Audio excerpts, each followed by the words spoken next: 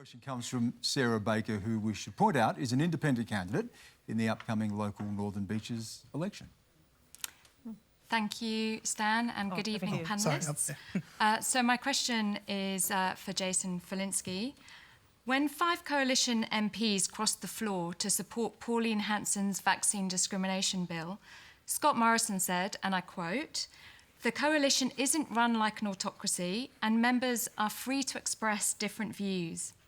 And yet, when it came to supporting action on climate change, and you had the green light to cross the floor and represent your electorate's wishes on this critical issue, you decided not to. My question is, given you've been calling for more action on climate change, why do you lack the courage to cross the floor and represent your electorate? We're in question time. Wow.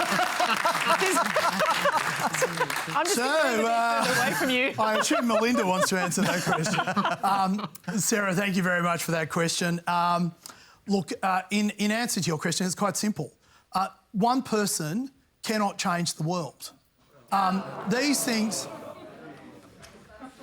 So you can change a vote on the floor. You absolutely can do that. You can absolutely do that. But what I would rather do is get the Australian government to commit to net zero by 2050.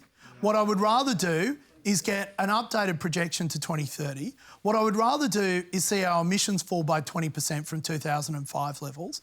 What I would rather do is, if I go alone, I might go fast.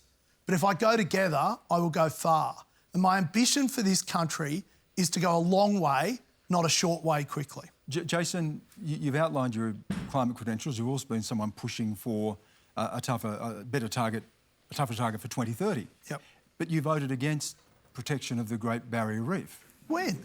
Well, that's on the record, isn't it? No, I mean, it's yes, not. It is. Oh, you're talking about this fake, this fake left-wing front group website that has misrepresented the views. This is the sort of thing Sarah's going to. This is important. This is the sort of thing Sarah's going to. This is important. The difference between what you say... No, this is important. So there is a website out there. So what the Labor Party does is we will have a motion that increases funding on aged care funding. So the Labor Party will get to the second reading speech and they'll move an amendment. And I'll have things in there like, we want to increase it by 30% more, but Stan Grant is a bad person. And I could never vote for that, Stan. So I vote... Thank you. So I vote against that amendment. So this fake website puts up a vote that says that I voted against increasing aged care funding. It's untrue. You know, you've got people like Andrew Bragg... It gives indicative votes. That's no, it does not give indicative votes. If you want to see votes, if you want to see how your Member of Parliament is voting, there is one absolute record that is verified, and that is Hansard. It's online. You can go and have a look at it. You can see how everyone voted.